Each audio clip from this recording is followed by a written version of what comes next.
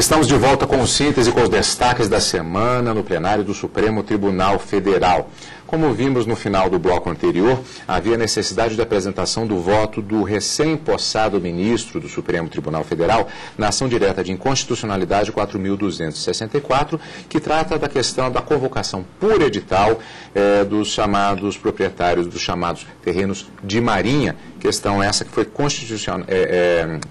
que foi atacada por meio da ação direta de inconstitucionalidade, esta convocação por edital.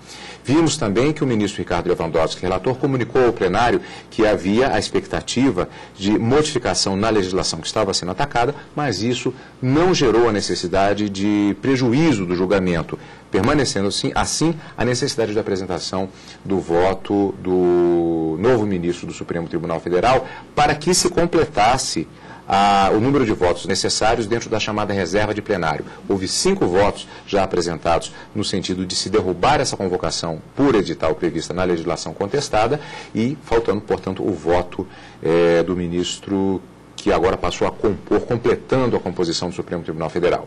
Em trecho do primeiro voto manifestado em plenário, a posse, o ministro Luiz Fux citou a evolução histórica do direito em relação ao chamado devido processo legal. Eu estou sintetizando essas conclusões no seguinte: em primeiro lugar, o procedimento administrativo brasileiro, cuja gênese encontra-se no Diário da Nação, a nossa Carta de 1988, está umbilicalmente vinculada aos imperativos jurídicos constitucionais exurgentes dos postulados da legalidade democrática.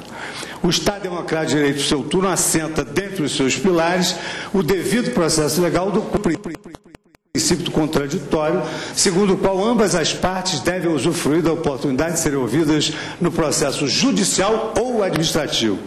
E isso vem sintetizado na fórmula audiato et altera pars. A bilateralidade do processo judicial administrativo, que encartam qualquer pretensão contraposta, como só ocorrer na pretensão de demarcação, impõe a necessidade de convocação de réu certo, porquanto, na de Eduardo Couture, na obra aqui citada, o cânone consagrado sob o nome iuris de Due Process of Law impõe averiguar se a lesão ao direito não se encarta na esfera jurídica daquele que iniciou o processo ou daquele que deve ser instado a proteger o seu direito. O processo é um procedimento que se desenvolve sem defesa, colocando um dos interessados em posição injustificável de inferioridade, afronta a cláusula pétrea do devido processo legal, cuja essência remonta ao denominado Bill of Rights, 1215, aprimorado na versão saxônica de 1352, pela pena de Henrique III, e aqui eu faço uma transcrição na língua inglesa e também concluo que ninguém, fazendo uma tradução simultânea documentada, que ninguém será privado da vida, da liberdade, da propriedade, sem o devido processo legal, e nem a propriedade poderá ser expropriada para uso público sem justa indenização, que é o que acabou sendo contemplado na famosa 5ª emenda americana. Segundo o ministro, o direito ao devido processo legal é cláusula evidente da Constituição brasileira.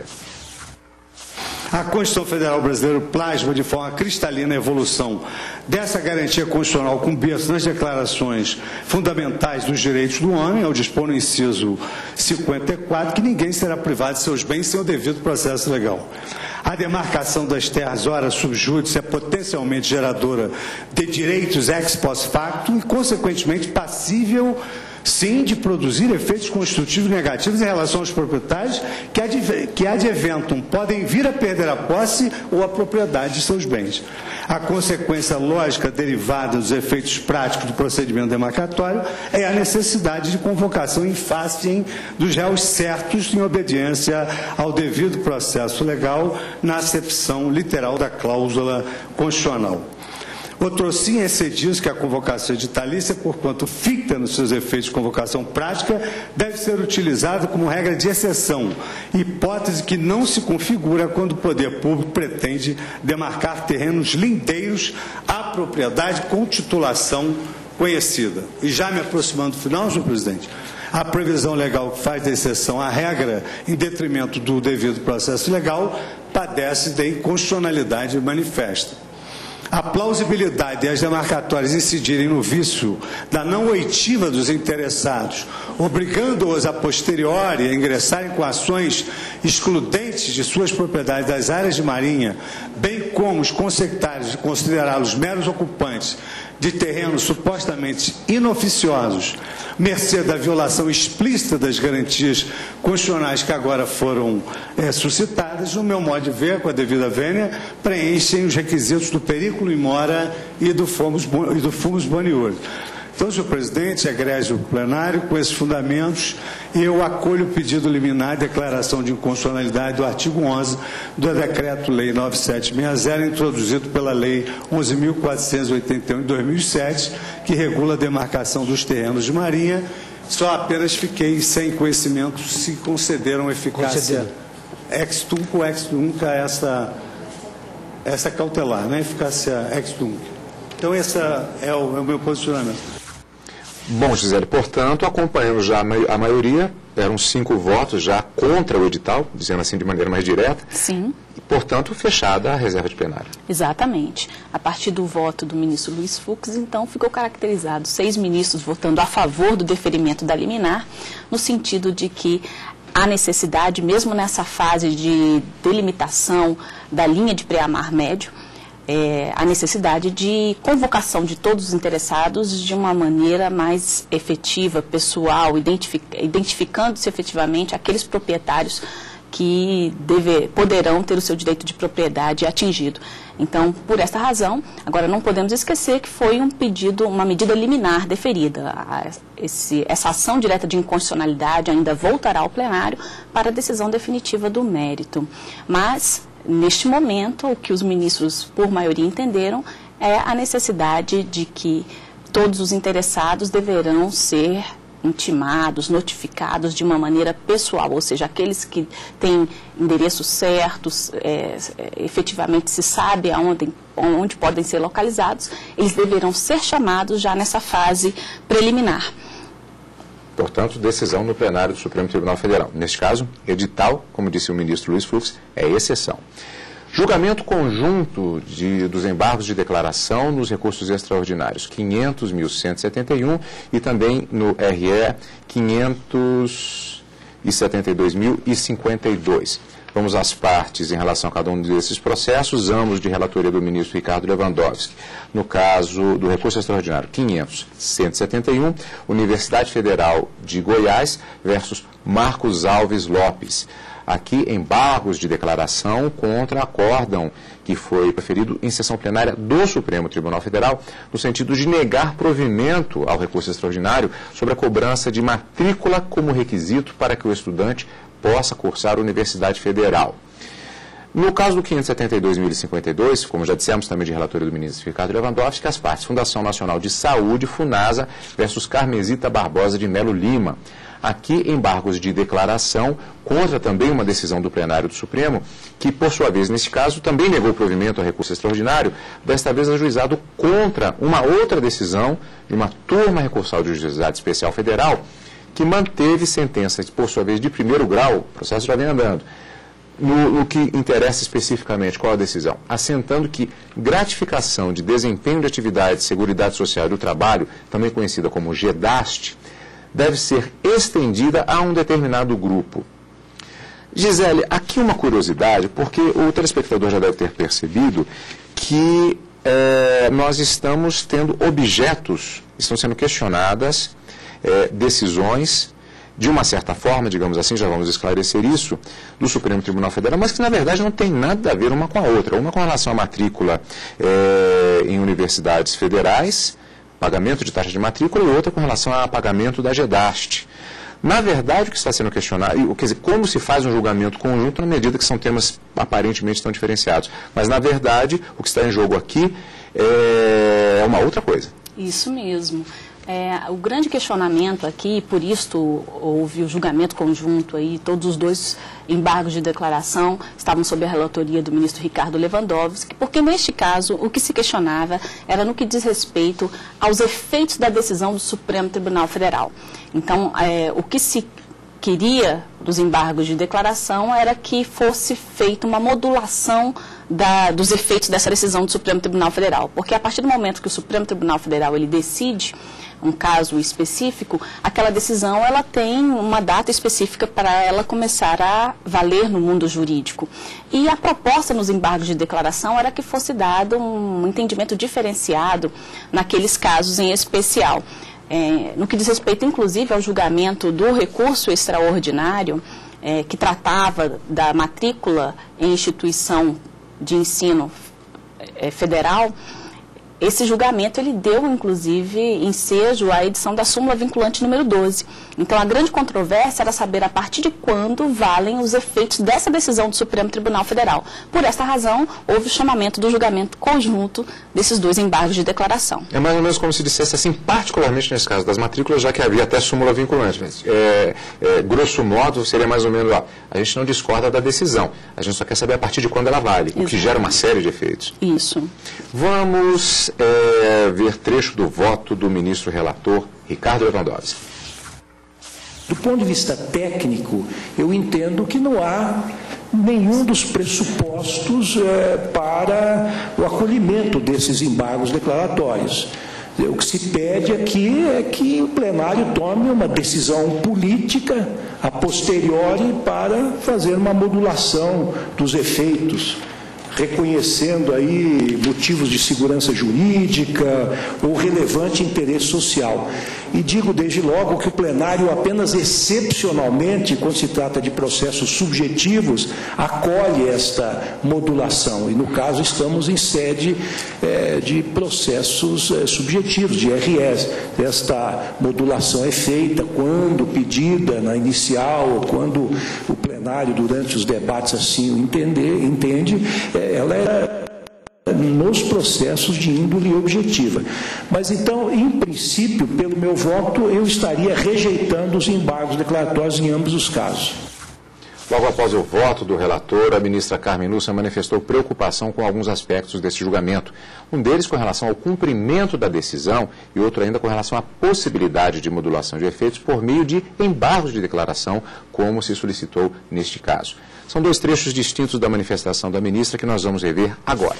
A minha preocupação é assim, a declaração de constitucionalidade relacionava-se com taxa de matrícula em universidade pública. Como é que nós vamos agora fazer com que se pague a quem, como e em que condições aquelas taxas que foram cobradas? Porque já teve gente que saiu, porque tem gente que não existe mais, porque eu noto uma dificuldade no cumprimento. Eu concordo com o que o ministro afirma e eu mesma já votei em outras ocasiões quanto a isso. Embora entenda também que se o advogado pede a modulação de efeitos logo na petição, ele enfraquece a defesa dele, porque ele já está admitindo que pode perder. Então, às vezes, não é por estratégia. Não é porque ele não lembrou, ou porque não quis, ou porque... Independente, portanto, de nós termos até de votar absolutamente considerando a entidade. Estou apenas lembrando que, neste caso, a minha preocupação é que, embora concorde e, insisto, já votei em outras ocasiões, no sentido de que embargos declaratórios não encontrariam respaldo porque não haveria as condições mesmo, não haveria obscuridade nem contradição e, portanto, não haveria o que esclarecer. Eu só me preocupo neste caso como é que se vai cumprir isso, porque nós estamos no Supremo Tribunal. Na hora que se dá uma decisão, tem que ser cumprida. E se ela não for cumprida, se ela não for efetiva, a justiça não terá sido eficaz e vai criar uma desonomia entre aqueles que recebem ou não. Em relação à questão do pedido propriamente dito, há uma série de consequências, como dissemos, mas há essa discussão específica também, inclusive, sobre a possibilidade de se pedir modulação de efeitos por meio de embargos de declaração. Que debate é este, exatamente? Porque os embargos de declaração, na verdade, é uma ferramenta processual cabível toda vez que se está diante de uma omissão, de uma obscuridade ou de uma contradição. Então, quando se utiliza desse instrumento, é preciso demonstrar qual foi o ponto omisso, ou qual foi o ponto obscuro, ou qual foi o ponto em que os ministros, de alguma forma, o acórdão, de alguma forma, se contradiz. E, neste caso, o que os ministros verificaram é que não havia nenhum desses requisitos específicos dos embargos de declaração.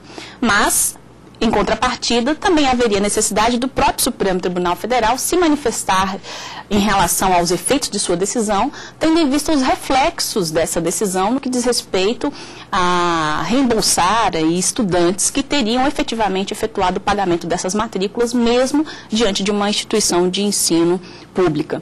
Então, por esta razão, os ministros discutiram sobre essa possibilidade de modulação ou não dos efeitos da decisão em sede de embargo de declaração. O ministro Marco Aurélio, inclusive, apresentou uma votação divergente nesse sentido, porque ele entende que deve-se respeitar a questão técnica. Os embargos de declaração não servem para isso, não haveria omissão, não haveria obscuridade, não haveria contradição, então, portanto, pelo não cabimento. Mas a ministra Carmen Lúcia trouxe esse debate da importância de se aplicar à justiça, no caso concreto, de se efetivar essa decisão do Supremo Tribunal Federal. E os ministros optaram exatamente por prosseguir, portanto, no julgamento. Aqui ainda prevalecendo a questão da modulação de efeitos. Como ultrapassar justamente, de que maneira poderia haver essa modulação de efeitos em relação a, nos dois casos, a questão da matrícula em universidades federais, sendo que decorreu um bom período de tempo em que houve já essa realidade de fato de pessoas que pagaram esta matrícula especificamente, e no outro caso, com relação também à chamada GEDAST. No debate que surgiu no plenário foi apresentada uma proposta entre as trocas de ideias dos ministros. E essa proposta foi formatada pelo ministro Gilmar Mendes, exatamente a partir dessas questões que foram colocadas durante o debate no plenário. Vamos ver. O que talvez Vossa Excelência pudesse propor fosse, e nós já fizemos isso, por exemplo, no REX, que tratamos da prescrição da Previdência, das contribuições de Previdência Social, nós deixamos os efeitos normais para o julgamento do RE, mas fizemos a modulação de efeitos em relação, portanto, como se faz na própria técnica, por exemplo, do modelo austríaco, em que se reconhece a eficácia retroativa apenas para aqueles casos em que foi suscitada a inconstitucionalidade. Portanto, naquele caso não foi provido, respondendo à colocação do ministro Marco Aurélio. Mas o fato é que nós vamos ter essa realidade. Hoje, com um simples protocolo do pedido de devolução, a rigor, a universidade estaria obrigada a fazê-lo, gerando um tremendo desassossego para aquela instituição. Nós não sabemos quantificar o que isso significa, mas certamente isso vai ter grandes repercussões no orçamento de todas as universidades federais. E, sem dúvida nenhuma, nós reconhecemos que isso... Então, talvez, para ortodoxamente garantir a eficácia da decisão, o recurso estaria provido para aqueles que recorreram, eles teriam todo o proveito, mas não para aqueles que não entram. Exatamente, quem já entrou na justiça... não apenas no RE, mas todos aqueles que foram buscar seus direitos na justiça. Sim, que foram buscar naquele momento. Isso. Essa é uma solução, me parece. Exatamente, porque foi o que nós fizemos naquele caso da Previdência Social. Exato. Em que quem já foi à justiça. Resguardamos aqueles que já foram à justiça, sim. Mas não permitiríamos essa devolução em massa que decorre do sistema. Me parece que essa seria para quem a solução. Não foi à justiça. Bom, portanto, decisão do plenário do Supremo Tribunal Federal podemos considerar em dois aspectos. Primeiro, a questão do reconhecimento que embargos de declaração seria um meio para se permitir modulação de efeitos de uma decisão. E, em segundo lugar, esta proposta foi vitoriosa, a tese de que quem já havia recorrido na justiça em relação, no caso, por exemplo, ao pagamento de matrículas, esses teriam a decisão, o direito a essa reposição do que foi pago. Quem não recorreu à justiça, fica de fora. Exatamente. Os ministros entenderam que, acolhendo a proposta do ministro Gilmar Mendes, no sentido de que haveriam efeitos retroativos, ou seja, efeitos ex tunc, para todos aqueles que já haviam ingressado em juízo requerendo a devolução desse pagamento da matrícula, na medida em que o Supremo Tribunal Federal declarou inconstitucional. E efeito ex nunc, ou seja, a partir daquela decisão para frente em relação às cobranças futuras. Isto em relação aos embargos de declaração, que diz respeito à modulação dos efeitos na questão entre as universidades federais e a cobrança de matrícula. Já no que diz respeito ao caso da GEDAST, os ministros entenderam pelo não provimento dos embargos de declaração. Eles rejeitaram os embargos de declaração na medida em que o pedido de modulação dos efeitos foi feito em sustentação oral. Então, não havia sido formulado desde o início da apresentação dos embargos de declaração. Então, por essa razão, de forma então diferente, os ministros entenderam que, em relação ao caso que se argumentava da GEDAST, neste caso, rejeitaram os embargos de declaração porque o pedido foi feito em sede de sustentação oral. Destaque da sessão plenária da quarta-feira, Supremo Tribunal Federal, plenário. Daqui a pouquinho, depois do intervalo, nós vamos para os destaques da sessão plenária da quinta-feira, dia 17 de março de 2011. Daqui a pouquinho, aqui na TV Justiça.